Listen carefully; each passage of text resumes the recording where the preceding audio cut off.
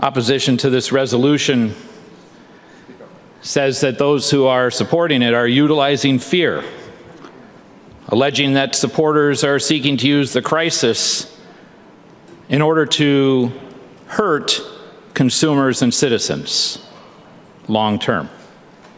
The speaker then goes on to talk about all the things in the future that we have to fear should this resolution be adopted, which is pretty comical when you compare it to the last speaker who just said this resolution doesn't do anything and it's just a dumb piece of paper. But we should be afraid of fear of starvation and heat waves and floods, etc.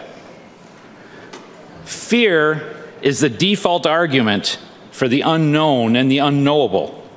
And despite what the ICCC and others predict, their arguments are far from dependable, sure things. They predict that if we ascribe to some of the most strict climate change policies that will alter the world temperature downward by 2 degrees in 100 years. That's their prediction. That's the promise. 2 degrees in 100 years. And yet, anyone who does modeling and statistics recognizes that over time, those predictions do not become more dependable, but less dependable. How will we know that what we do at this one moment here, or even on a continual basis, is actually going to cause something out at that distance? It's not knowable, and yet we should be afraid of it, rather than consider the moment that we are in and the actual, real, true fears that people really have right now, legitimate fears based on the facts that they are dealing with on a daily basis of being able to get to work, about being able to fill their tractor this spring so I can plant crops for people to eat. Here we're worried that I might not be able to grow crops in 100 years from now. And I have talking to farmers right now who don't know how they're going to grow food for all of you this year. It is a real problem. Fertilizer costs are through the roof, and that's all directly related to natural gas. That's where it comes from. Somebody's got to feed you people. Somehow, all of us supporting this resolution are promoting fear. And we're utilizing a crisis.